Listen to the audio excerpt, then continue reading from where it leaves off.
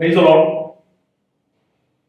खुदावन यहोशुआ हामशिया के नाम से फिर एक बार हम आप सबों को इस यूट्यूब चैनल के अंदर स्वागत करते हैं और बुधवार के बाइबल स्टडी के लिए मैं आज आपके सामने फिर उपस्थित हूँ। खुदावन यहोशुआ हामशिया को धन्यवाद करता हूँ और आप सभी लोगों को भी जो खुदा के पवित्र कलाम निरंतर सुन रहे, प्रभु आप सबों को आशीष करे। आज का जो विषय है, जो गए बार हमने लूसीफर के बारे में देखे थे, उसी के आधार पर है। तो आज का जो विषय है अबादोन और अपोलियोन।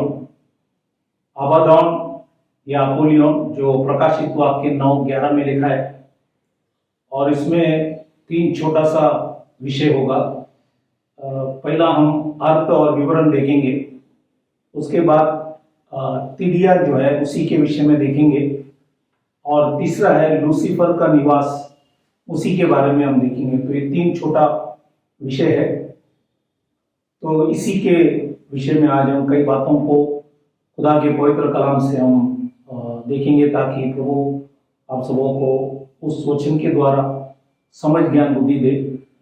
तो आज हम शुरू करने से पहले हम प्रार्थना करें, ताकि प्रभु हमें समझ ज्ञान बुद्धि दे उसके पवित्र कलाम को समझने के लिए। तो आइए हम प्रार्थना करेंगे। Hallelujah hallelujah. खुदावन यीशु मसीह, राजाओं का राजा, प्रभु का प्रभु, समय के लिए खुदावन तुझे धन्यवाद देते।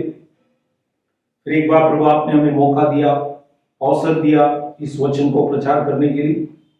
आज हम प्रार्थना करें, आज के विषय जो रोटी हम तोड़ेंगे, प्रभु हमारे समझ को खोल, तेरी आत्मा से हमें प्रकाशित कर, ताकि आपके पवित्र कलाम को अच्छे से हम समझ सके। हमें प्रकाशित कर और हमें बुद्धि दे, और ठीक ढंग से वचन मिलाकर बोलने के लिए मदद कर। अपनी बुद्धि कल्पना से नहीं, लेकिन आपके वचन के आधार पर होने के लिए हम प्रार्थना करें। खुदा सबों को आशीष कर, हमारे अपराधों को क्षमा कर, और हम सबों को आपके करीब लिया। छोटी सी विनती खुदावन यहोशुआ हामशिया के नाम से मांगता हूँ, सुन कबूल कर, आमीन। तो आज का जो विषय है अबादोन या अपोलियोन, जो प्रकाशित वाक्य 9:11 में लिखा है। तो पहला जो छोटा विषय है वो है अर्थ और विवरण।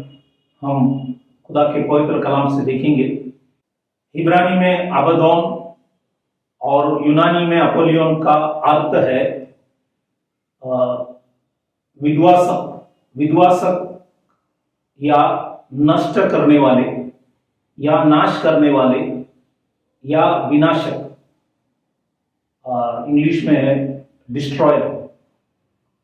ये लूसीफर का दूसरा नाम है, ऐसे कई नाम है उनको। और वो अथांग कुंड का राजा है। और अथांग कुंड जो है इंग्लिश में बॉटमलेस पिट। अथांग कुंड जो है वो यूनानी भाषा में अबसोस, यूनानी भाषा में अबसोस कहता है, और इसका मतलब है अथाह या गहराई। जब हम खुदा के पवित्र कलाम जब पढ़ते हैं, तो लूका की किताब में जब एक व्यक्ति के ऊपर काफी दुष्ट आत्मा थे, वो कब्रिस्तान में रहते थे, वो कोई भी व्यक्ति उसको अपने वश में नहीं कर सकते थे। जब ये दुरात्मा खुदावन यहोशुआ हामशिया को देखे तो उनको वो पहचाने, तो इसलिए सारा दुरात्मा यीशु मसीह से कहा। जैसे लूका की किताब 8वां अध्याय 31 वचन में लिखता है, इंग्लिश में वर्ड है डीप, और वो यूनानी भाषा में उसका अर्थ है अथाह कुंड। मतलब वो प्रकाशित वाक्य में अथाह कुंड के बारे में लिखा है, वही यहाँ पे भी उल्लेख किया है। तो प्रकाशित वाक्य में भी वही अर्थ है, जैसे लूका की किताब 8:31 में अथाह कुंड है, वही प्रकाशित वाक्य में भी है। इसलिए जब हम प्रकाशित वाक्य जब पढ़ते हैं, प्रकाशित वाक्य में 7 बार अथाह कुंड के विषय में उल्लेख किया है।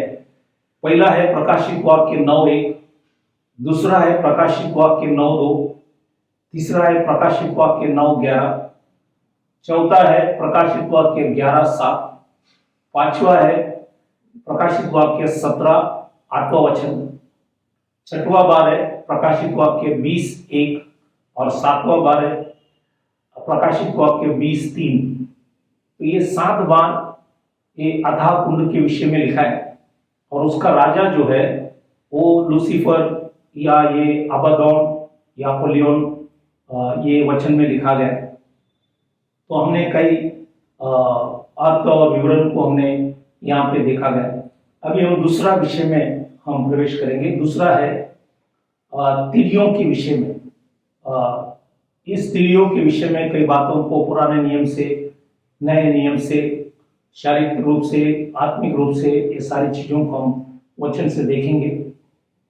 जब पुराने नियम हम पढ़ते हैं तो वहां पे मूसा के टाइम मूसा ने 10 विपत्ति ले आए थे। उसमें से 8वां विपत्ति जो था वो था तिड़िया। निर्गमन इसका 10वां अध्याय 15 वचन, एक्सोडस चैप्टर 10 वर्स 15। वहां पे लिखा है वह तो सारी धरती पर छा गई, मतलब ये तिड़िए, यहां तक कि देश में अंधकार छा गया और उसका सारा अन्न आदि और वृक्षों के सब फल अर्थात जो कुछ ओले से बचा था सबको उन्होंने छाट कर लिया। यहां तक कि मिस्र देश भर में न तो किसी वृक्ष पर कुछ हरियाली रह गई और न खेत में अनाज रह गया। तो वहां पे कोई हरियाली नहीं, कोई अनाज नहीं, क्योंकि 14 वचन में लिखता है वर्स 14 कि वो बहुत भारी था। तो ये तिड़िया जो था बहुत भारी थे और वो पूरे देश अंधकार कर दिया और वहां पे जो भी हरियाली थे वो सब चले गए और वहां पे कोई अनाज भी नहीं रहा। तो ये शारीरिक तौर से मिस्र देश में ये किया गया है। अब ये आत्मिक तौर से ये तिड़िया के विषय में परमेश्वर की दास पौलुस दूसरा तिमोथी और इसका दूसरा अध्याय 17 वचन, 2 तिमोथी चैप्टर 2:17, वहां पे उन्होंने हिंदी में सड़े गांव और वो इंग्लिश में कैंकर, मतलब ये कैंकर मतलब ये गैंग्रीन सरीखा है। जब चोट लगता है तो अगर हम इलाज नहीं करेंगे तो वो इन्फेक्शन गैंग्रीन हो सकता है। तो इसलिए ये सड़े गांव जो है की तरफ फैलता जाएगा। तो ये जल्दी फैलता है और उसी में लिखा है कि वहां पे 2 प्रचारक लोग थे। ये आत्मिक तौर से लिखा गया है। तो ये ह्यूमेनियोस और फिलिप्तोस उन्हीं में से है और ये 2 प्रचारक लोग उस समय प्रचार कर रहे थे कि पुनरुद्धान हो चुका है और कई लोगों की विश्वास को उलट कर दिया। और ये तिड़िया के परिवार से है।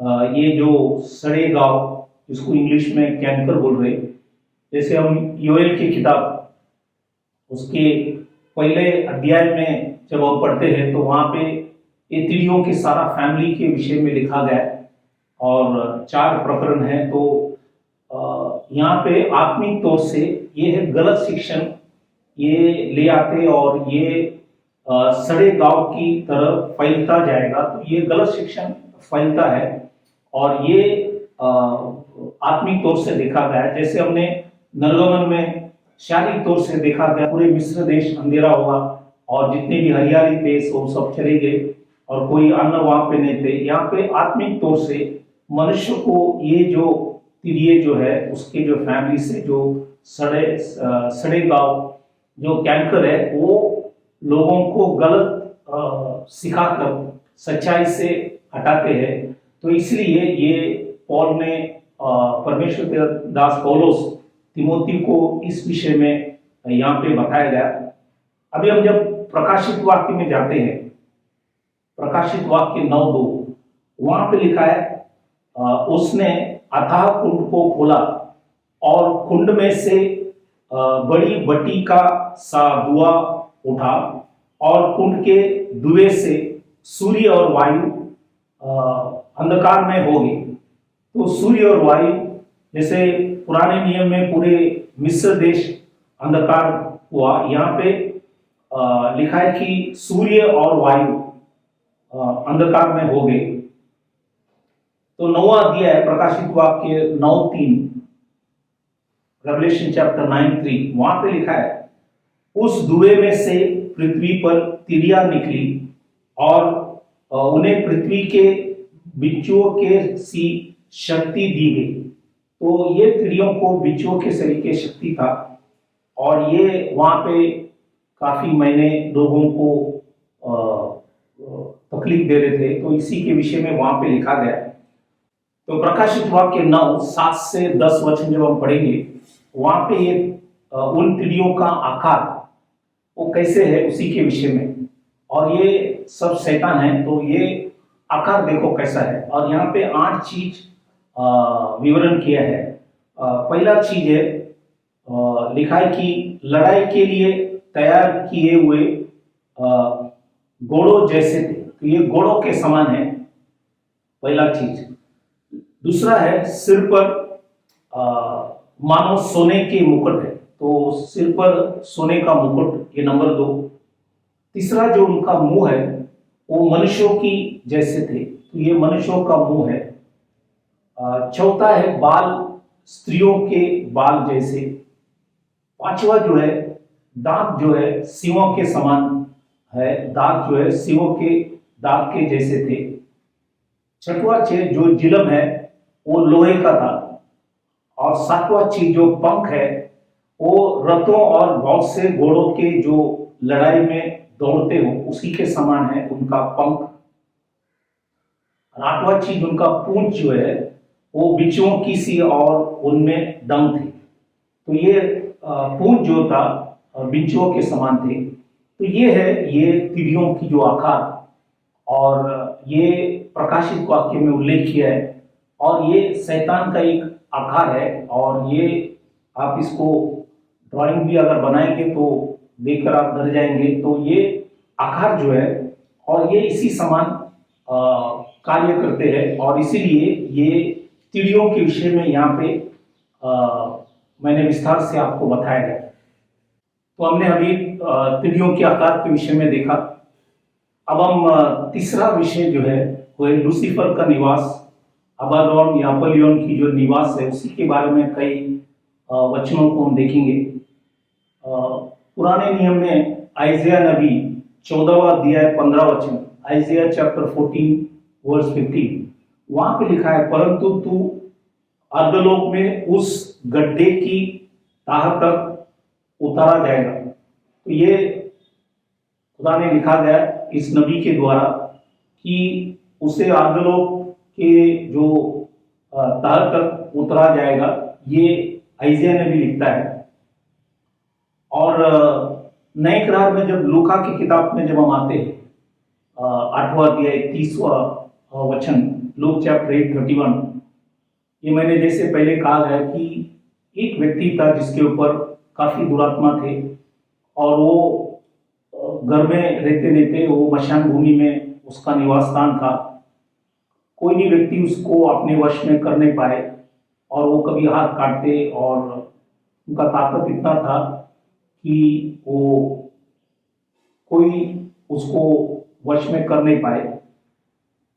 और ये जो दुरात्मा जब खुदावन यीशु मसीह को देखे तो वो पहचान लिया। और उन दुरात्माओं ने जब पूछा गया आप लोग का नाम क्या है, तो उन्होंने कहा कि इंग्लिश में लिखा है लीजन, मतलब सेना।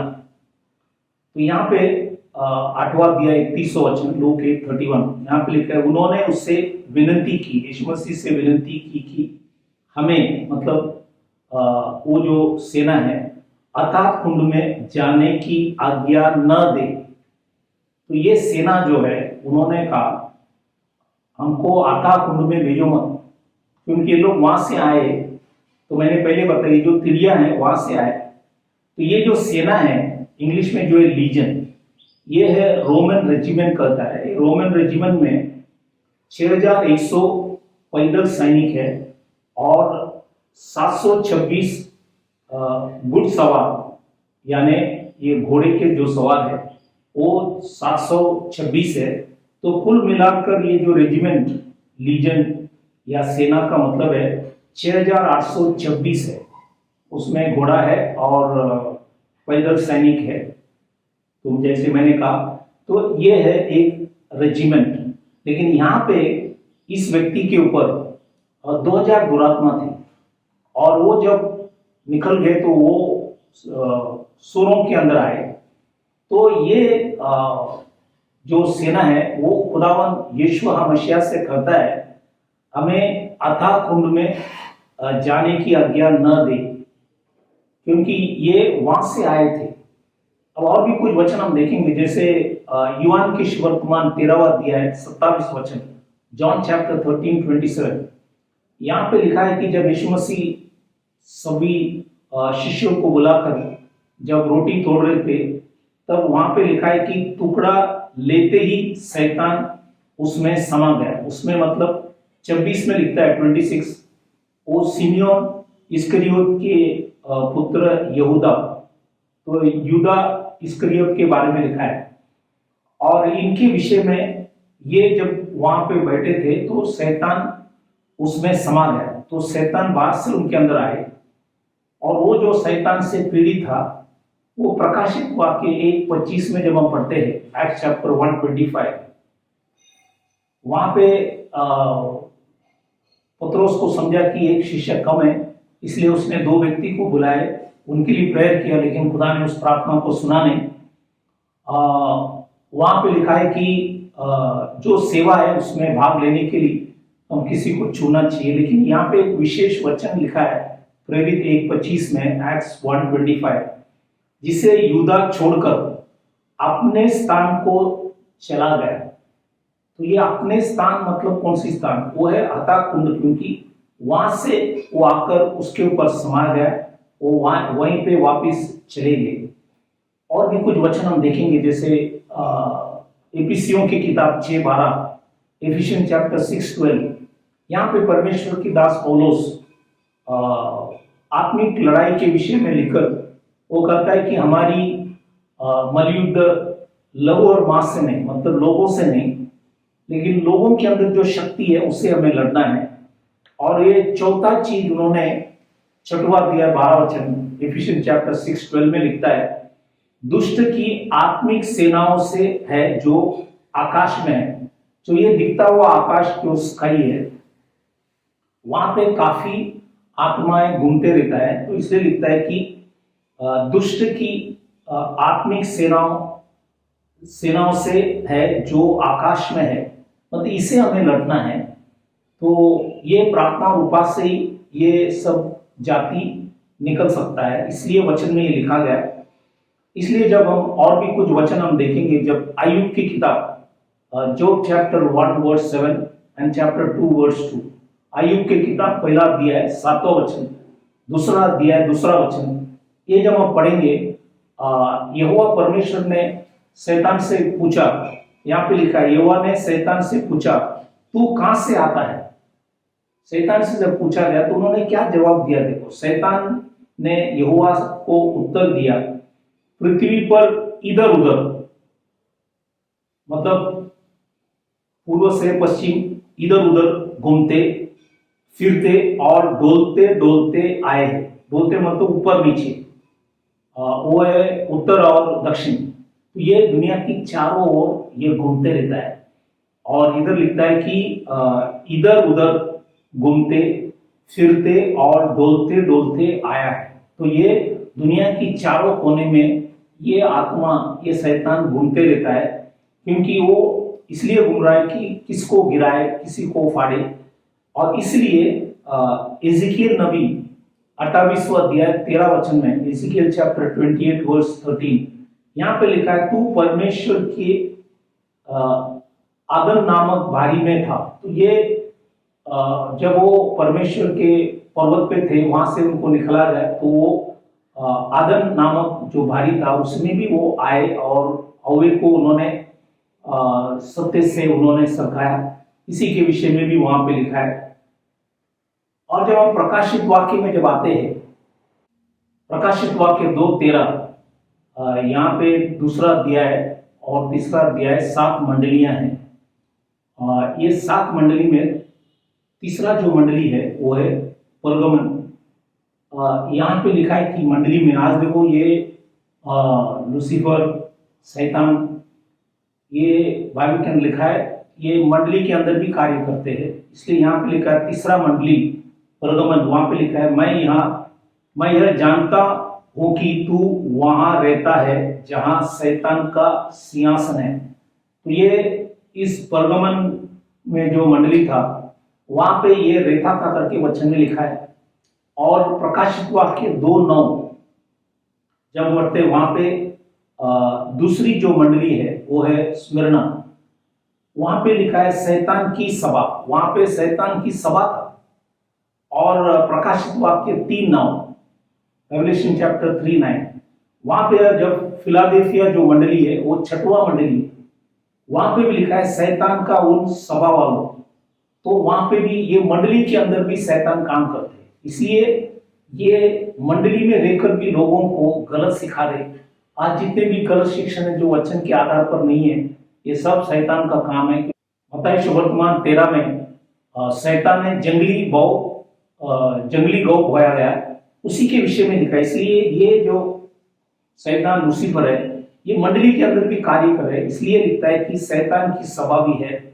और इसलिए काफी मंडली है जो वचन को मानते नहीं है, और इसलिए ये सब शैतान की मंडली है जहाँ पे गलत शिक्षण प्रचार किए जाते, जबकि वचन में लिखा है कि परमेश्वर एक है। लोग मानते कि परमेश्वर 3 है, ये कौन सिखा है? ये शैतान ही सिखाते। उसको मालूम है कि खुदा एक है, लेकिन वो सबको सिखाते हैं कि परमेश्वर 2 है, 3 है, बाप अलग है, बेटा अलग है, पवित्र आत्मा अलग है। और ये सारा चीज लोगों को सिखाते हैं, ये परमेश्वर की आत्मा की ओर से नहीं। क्योंकि इसलिए यहाँ पे ये मैंने बताया गया कि प्रकाशित वाक्य 2:13 में तीसरा जो मंडली है परगमन, वहां पे लिखा है कि वो शैतान का सिंहासन वहां पे थे करके वचन में लिखा गया। और प्रकाशित वाक्य 2:9 में दोनों मंडली के अंदर आप देखेंगे शैतान के, मतलब वहां पे जो जगह है स्मिर्ना में और फिलाडेल्फिया में, ये शैतान का सभा भी वहां पे थे। तो अगर उस समय में था तो आज भी है, और इसलिए इस बातों को समझना बहुत जरूरी है ताकि हम हर चीज को वचन से परखें। अब जब पुराने नियम हम जब पढ़ते हैं, दूसरा राजा 23वां अध्याय 13 वचन, 2 किंग चैप्टर 23 वर्स 13, यहाँ पे लिखा है कि उन ऊंचे स्थान इजराइल के राजा सुलेमान ने यरूशलेम की पूर्व की ओर और विक्री नामक पहाड़ी के दक्षिण ओर एस्त्रो नामक सिदोनियों की गिनोना देवी और कामोश नामक मोहाबियों के गिनोने देवता और मिल्कम नामक अमोनियों के गिनोने देवता के लिए बनवाए थे। तो ये जो पर्वत वहां पे जो था यरूशलेम में, और माउंट ऑफ ऑलिव्स है, वो पर्वत क्या हुआ, बाइबल के अंदर लिखा है ये एक नाश का पर्वत बना, क्योंकि वहां पे ये गिनोनी देवी के लिए सुलेमान राजा ने वहां पे बाइबल के अंदर लिखा है बनवाया था। और ये पर्वत पूरा नाश के लिए, क्योंकि यहाँ पे शैतान लूसीफर यहाँ पे इस पहाड़ के अंदर जो भी अलग अलग नाम से, एस्ट्रोस के नाम से, खामोश के नाम से, मिल्कम के नाम से ये कार्य वहां पे कर रहे थे। ये अलग अलग नाम से काम कर रहे, लेकिन इनका सब काम शैतानिक है, लूसीफर का काम है। इसलिए इस बातों को समझना जरूरी है। जब हम प्रकाशित वाक्य में आते, परमेश्वर के दास यूहन्ना जो यीशु मसीह के एक प्रेरित थे, और वो क्या लिखता है देखो, बेबीलोन के विषय में लिखा गया है। प्रकाशित वाक्य 18 अध्याय 2 वचन, रेवलेशन चैप्टर 18:2, यहाँ पे लिखता है कि ये बेबीलोन, लिखा है कि वह दुष्ट आत्माओं का निवास। तो ये बेबीलोन है। तो इसलिए दुनिया में बेबीलोन की मतलब ही है कंफ्यूजन या गड़बड़।